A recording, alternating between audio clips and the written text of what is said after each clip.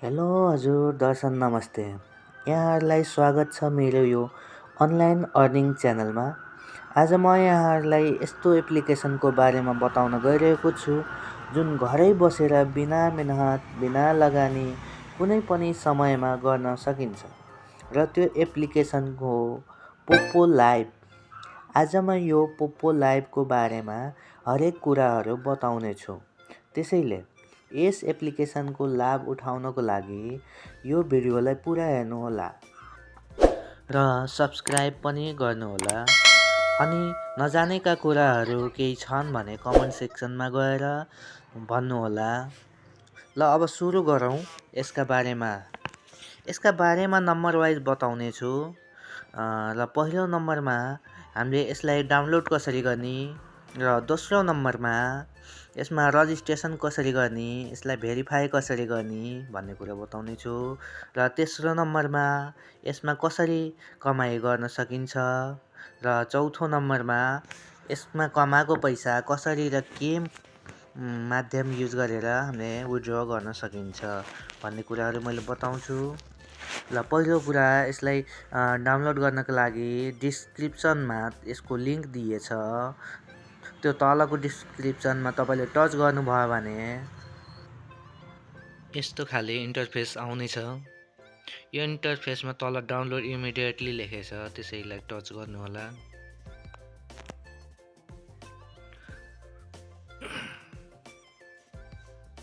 त्यसलाई डाउनलोड गर्ने बित्तिकै यो साइटलाई लिभ गर्न भन्छ, कन्टिन्यू गर्नुहोला।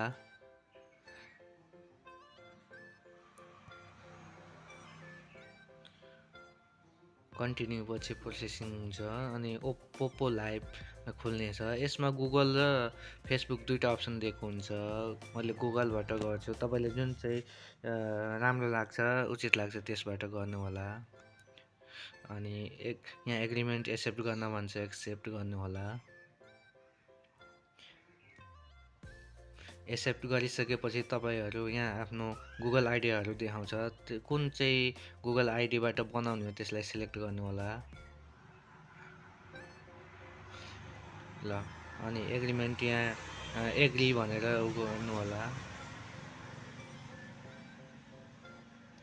त्यसपछि यहाँ हाम्रो प्रोफाइल बनाउन पर्ने हुन्छ, पर्सनल डाटा राख्नुहोला, आफ्नो नाम राख्नुहोला। त्यसपछि तल डेट अफ बर्थ राख्नुहोला अनि त्यसको तल आफ्नो कन्ट्री राख्नुहोला। मैले नाममा अनलाइन अर्निङ भनेर लेखेछु।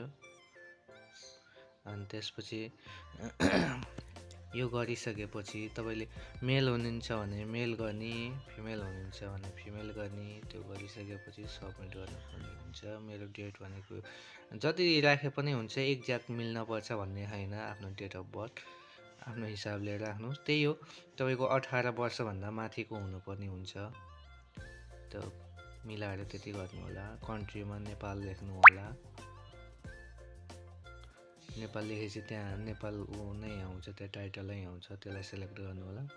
ल जेन्डर मेल वा फिमेल कुनै एउटा सिलेक्ट गरेर सबमिट गर्नुहोला। तपाईँ मेल हो भने मेल गर्नुहोला।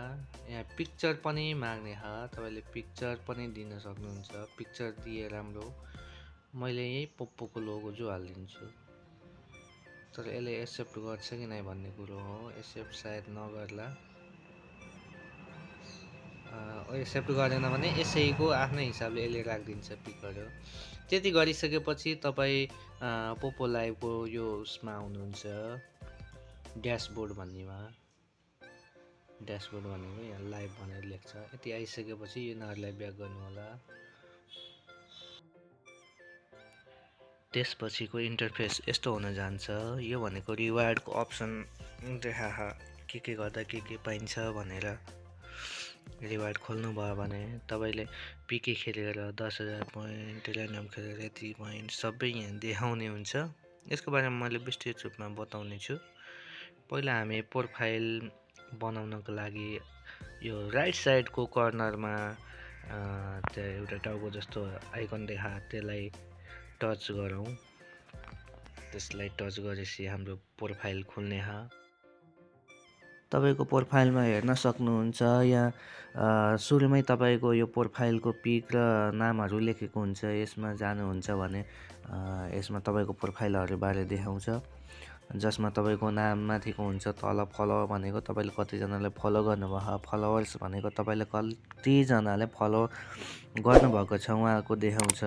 यो डाटा भनेको तपाईँको डिटेल देखाउँछ। यो लाइभ वेल्थ लेभल र स्ट्रिम लेभल भन्ने कुरो हुन्छ। यसमा वेल्थ लेभल भनेको तपाईँले अरू कसैलाई गिफ्टिङ गर्नुहुन्छ भने यो तपाईँको वेल्थ लेभल बढ्छ। अहिले कि गिफ्टिङ गरिएको छैन, त्यही भएर 0.0% छ। लाइभ स्ट्रिमिङ लेभल भनेको तपाईँले गिफ्ट पाउनुभयो भने लाइभ स्ट्रिम लेभल बढ्ने हुन्छ। तपाईँले दिने लिने जुनसुकै काम गर्नुहोस् तपाईँको यो लेभल बढ्दै जान्छ। त्यो चाहिँ हामीले बढाउन आवश्यक पनि हुन्छ। त्यो जति वेल्थ लेभलहरू स्ट्रिम लेभलहरू बढ्दै जान्छ त्यही अनुसारले तपाईँको रिवार्ड अनि कलेक्सन गर्ने अनि यो पोपो लाइभ एप्लिकेसनमा धेरै किसिमका अप्सनहरू खुल्ने हुन्छ। त्यही भएर तपाईँहरूले यो लेभल बढाउन आवश्यक हुन्छ। अब यहाँ त्यसको मुनि गिफ्ट ग्यालरी हुन्छ। तपाईँले गिफ्ट पाउनुहुन्छ भने यो ग्यालरीमा आएर एड हुने हुन्छन्। अनि फ्यान क्लब भन्ने हुन्छ। फ्यान क्लबमा भनेको तपाईँको साथीहरू आएर यो तपाईँको फ्यान क्लबमा जोइनिङ हुन्छन् भने यो फ्यान क्लबमा देखाउँछ।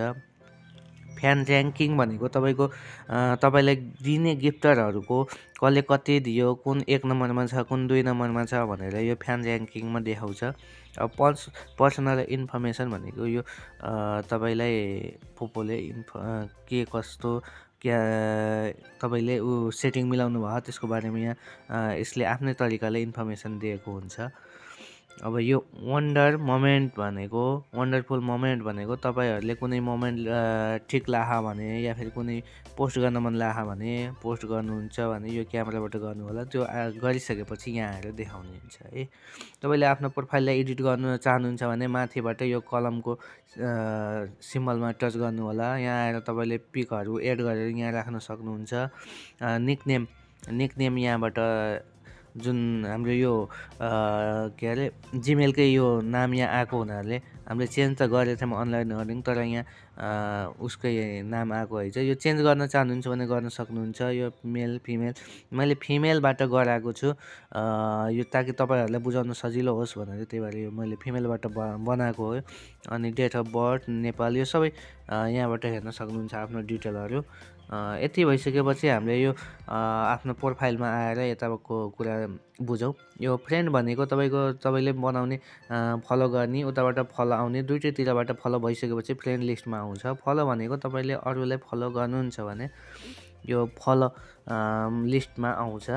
अनि फलोवर्स भनेको तपाईँलाई फलो गर्नेहरूको लिस्ट हो। यो तपाईँलाई फलो गर्नुहुन्छ भने उहाँहरू यो लिस्टमा आउनुहुन्छ। भिजिटर भनेको तपाईँले भिजिट गर्ने तपाईँको प्रोफाइल हेर्नेहरू यहाँ भिजिटरमा देखाउँछ।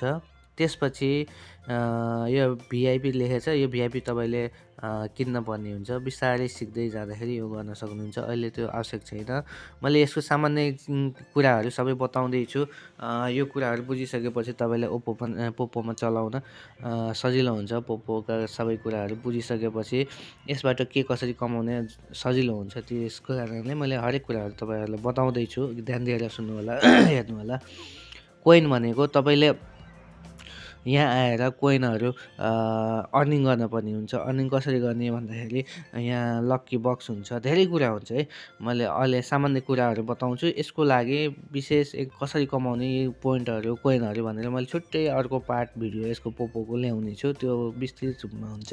यसको सामान्य कुरा के हुन्छ भने यो कोइनले तपाईँले यो पोइन्टलाई किन्न सक्नुहुन्छ। पोइन्ट भनेको यो पोइन्ट चेन्ज गरेर तपाईँले विथड्र गरेर पैसा निकाल्न सक्नुहुन्छ है। यहाँ मैले केही पनि गरेको छैन, त्यही भएर यो 0.0 देखाइरह। मैले तपाईँलाई सुरुको आइडी कस्तो हुन्छ भनेर देखाउनको लागि यसरी देखाएको हो। यो कोइन भनेको त्यही यो लक्की बक्स हुन्छन् अनि डेली रिवार्ड हुन्छन्। गेम खेलेर यो कोइनहरू लिन पर्ने हुन्छ। यो कोइनले तपाईँले गिफ्टिङ गर्ने हो। गिफ्टिङ गरिसकेपछि यो पोइन्ट बन्ने हुन्छ। एक्सचेन्ज गर्दाखेरि पोइन्ट बन्ने हुन्छ। त्यति कुरा अहिलेलाई बुझ्नु के अरे। अनि रिवार्ड भनेको तपाईँले डेली के गरेर के पाउन सक्नुहुन्छ, पोइन्ट पाउनु सक्नुहुन्छ, कसै कसै पाउनुहुन्छ भनेर यहाँ देखाएको हुन्छ। जस्तै यहाँ ऱ्यान्डम खेलेर तपाईँले 1000 पोइन्ट पाउनुहुन्छ।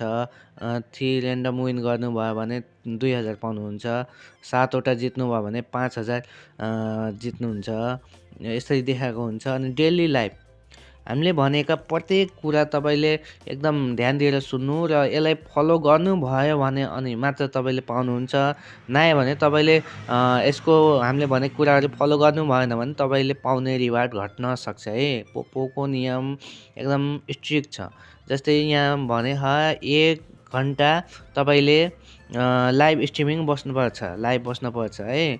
लाइभ बस्दाखेरि तपाईँ एकदम आफ्नो फेस देखाएर 1 हप्तासम्म आफ्नो फेस देखाएर यताउता नडुलिकन मजाले फेस देखाएर बस्नुपर्ने हुन्छ। तपाईँले यताउता गर्ने कतिखेर यता जाने कतिखेर उता जाने अनि अरूको फेस देखिने त्यो भयो भने तपाईँले यो जुन 10,000 पाउनुहुन्छ 3 दिनसम्म त्यो नपाइकन थोरै पाउन सक्नुहुन्छ है। तपाईँको रिवार्ड घटाइदिन सक्छ। त्यो भएर 1 हप्तासम्म एकदम यहाँ भनेकै छ only count the duration of solo life भनेको सिङ्गललाई मात्रै हो। अरू यसमा आयो भने तपाईँको यो रिवार्ड घट्छ है। त्यति चाहिँ ध्यान दिनु होला। यो तपाईँले सुरुमा 2 घन्टा गर्न पर्ने हुन्छ। 1 घन्टा राति 1 घन्टा बिहान। अब कन्टिन्यू 2 घन्टा पनि गर्न सक्नुहुन्छ। त्यो गरिसकेपछि तपाईँले 10,000 1 घन्टाको, अर्को 10,000 फेरि अर्को घन्टाको पाउनुहुन्छ है। त्यो गरिसकेपछि तपाईँको 3 दिनमा लगभग $6 एकदम राम्रो गर्ने अनि गिफ्टिङ पाउनेहरूलाई त $8 पनि देख। त्यो अनुसारले तपाईँले राम्रोसँग गर्नु होला है। अनि पिके राउन्ड यो भनेको अब पिके खेल्दाखेरि के गर्दाखेरि त्यो पाउनुहुन्छ। तपाईँ आउनुहोस्, हामीले एकदम विस्तृत रूपमा हाम्रो मैले त्यो जुन डिस्क्रिप्सनमा लिङ्क दिएको छु त्यो गरिसकेपछि त्यहाँ हामीसँगै कनेक्ट हुनुहुन्छ। अनि त्यसपछि हामीले विस्तृत रूपमा बताउनेछौँ। अनि पार्टी जोइनिङ भनेको पार्टीमा जोइन भइसकेपछि तपाईँले 200 पोइन्ट पाउनुभयो भने 200 पोइन्ट पाउनुभयो भने त्यसपछि तपाईँले 800 पोइन्ट यताबाट पनि पाउनुहुन्छ। अनि त्यसपछि तपाईँ पार्टी जोइनिङ भएर 3000 गिफ्टिङ पाउनुभयो भने अनि यो पनि पाउनुहुन्छ 800। अनि इन्भाइट गरेर पनि तपाईँले कमाउन सक्नुहुन्छ। यो लाइभ पार्टीको कुरो हो। पार्टीमा अर्को त्यो पार्टी र लाइभ पार्टी एउटै मिसाएर अघि दिएको थियो।